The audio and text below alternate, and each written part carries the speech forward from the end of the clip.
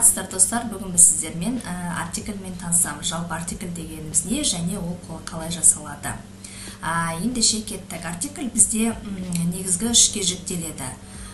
Ол бізде белгілі артикль, definite article, белгісіз артикль, indefinite article және нөлдік артикль, zero артикль деп аталады. Ендеше әрқайсысына жеке-жеке тоқталайық. Indefinite articleге тоқталамыз. Жалпы indefinite article дегеніміз не? Ол бізде белгісіз артикль, яғни және n. Бұл кез келген жекеше зат есімнің алдына қолданылады. Және ол кез келген бір деген мағынаны береді. Артиклі ол дауыссыз дыбыстан басталатын зат есімдермен қолданылады.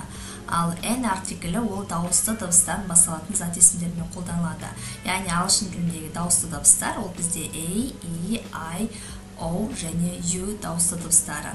Яғни осы дауысты дыбыстардан басталып тұратын болса, зат есім біз оның алдына n артиклін қолданамыз. Ендеше мысалға келіп тоқталақ сіздерге түсінікті болу үшін. Мысалы, бірінші this is a cat, яғни бұл мысық. Cat зат есім және ол дауыссыз дыбыстан басталып тұрғандықтан біз оның алдына деген артикль қолданып тұрмыз. I have a bike, менде велосипед бар. Немесе my mom is a teacher, that's a board. Яғни бұл артикльмен жасалып тұр. Енді n артикліне қараңыздар. This is an apple, бұл алма. I have an umbrella, менде қолшатыр бар. My brother is an artist, or that's an envelope. Яғни байқап тұрсаңыздар, apple, umbrella, artist, envelope, яғни барлығы дауысты дыбыстан басталып тұрғандықтан біз бұл зат есімдердің алдына n деген артиклді қолданып тұрмыз. Яғни жаңа ғана мен айттым, және n деген артиклі бұл кез келген бір деген мағынаны береді. Яғни белгісіз артикль болғандықтан. Мысалы, this is an apple десе, қандай алма екені белгісіз, әйтеуір бір алма. Немесе this is a cat. Білмейміз қандай мысық екен, белгісіз, әйтеуір бір мысық. Яғни кез келген бір зат деген мағынаны береді. Келесі, кейбір жағдайда кейбір дауысты дыбыстар әрдайым дауысты дыбыстың қызметін атқармайды, кейбір жағдайда олар дауыссыз дыбыс болуы мүмкін. Мысалы, және U дыбыстары кейде дауыссыз дыбыс болып оқылады.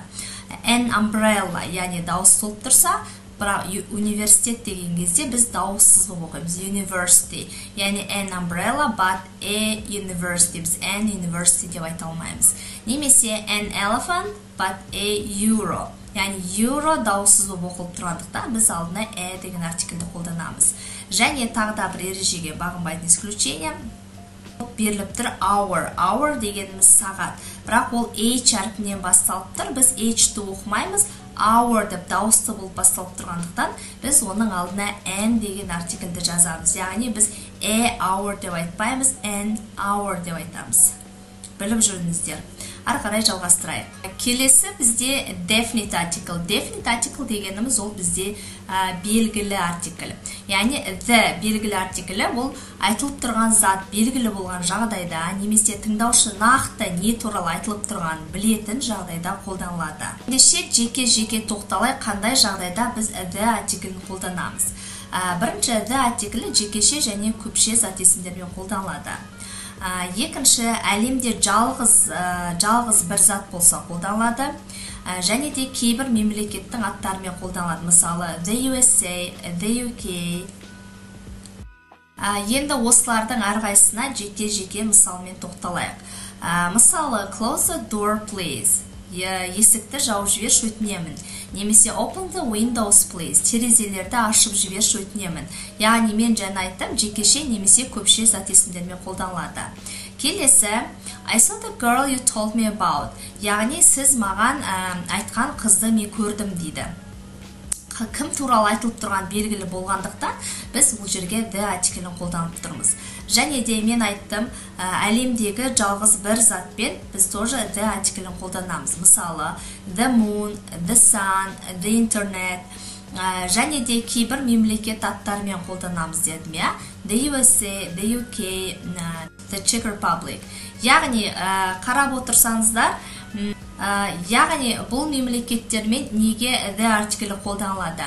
Егер мемлекетте USA, мысалы, штат деген сөз, немесе the UK, kingdom, патшалық, корольдік деген сөз болатын болса, немесе мемлекетте republic, мысалы, Republic of Kazakhstan, Қазақстан Республикасы, республика деген сөз болатын болса, немесе the Federation of Russia, Ресей Федерациясы, жалпы республика, федерация, штат, kingdom деген сөздер, королевство деген сөздер болатын болса, онда бізде мемлекеттің алдына the қойылады.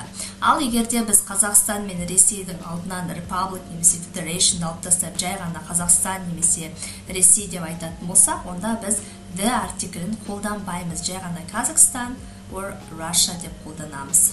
Definite артиклі бізде осылай жасалады, сіздерге түсінікті болды деп ойлаймын.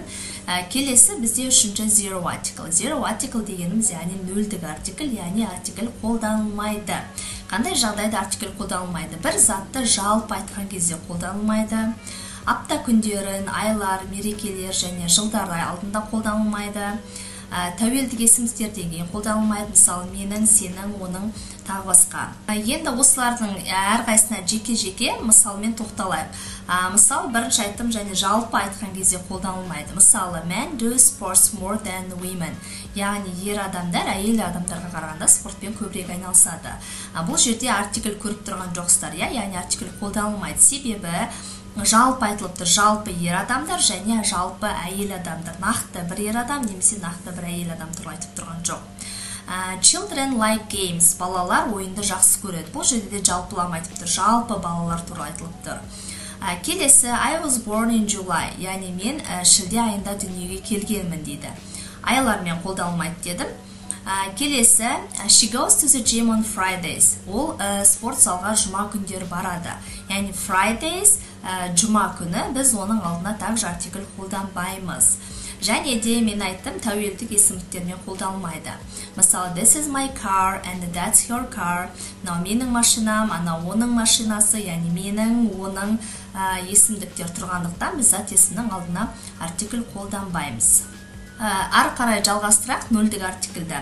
Ары қарай адамдардың аты жөні, мемлекеттердің, қалалардың және көшелердің атымен қолданылмайды. Спорт түрлері мен пәндерде қолданылмайды. Саналмайтын зат есімдермен жалпы айтқан кезде қолданылмайды. Ендеше әрқайсына жеке мысалдарға тоқталайық. This is Henry. Бұл Генри, яғни адамдардың есімімен қолданылмайды артикль. They live in Kazakhstan. Олар Қазақстанда тұрады, яғни мемлекеттермен қолданылмайды. Almaty is a beautiful city. Алматы әдемі қала. Қаланың аттарымен қолданылмайды. I play football every weekend. Яғни әр апта сайын мен футбол ойнаймын. Спорттық ойындармен қолданылмайды. She studies English. Ол ағылшын тілін оқиды, яғни пән атауларымен қолданылмайды. Water is important for life. Яғни су өмір үшін өте маңызды. Саналмайтын зат есімдермен қолданылмайды. Ары қарай жалғастырайық. Ары қарай қандай жағдай тағы қолданылмайды? Ас атауларымен, мысалы breakfast, lunch, dinner, түскі ас, таңғы ас, кешкі ас айтқанда қолданбаймыз. Көлік және коммуникациямен қолданылмайды. Бірақ та нақты сол бір ас туралы айтылып тұрса, онда the артиклі қолданылады. Мысалы тоқталайық. Мысалы, they have dinner at 7 o'clock. Олар кешкі асты сағат 7-де ішеді. Яғни dinner қолданылмайды артикль. She travels by train. Ол пойызбен саяхаттайды, яғни транспорт түрлерімен қолданбаймыз. I spoke to her by phone. Коммуникациялық жаңа технологиялармен қолданбаймыз дедік. Коммуникация жағдайында, бірақ мен айттым жаңа қандайда бір нақты тамақты айтылып тұрған жағдайда біз the деген артикль қолданамыз. Мысалы, the soup was delicious, яғни суп өте дәмді болды.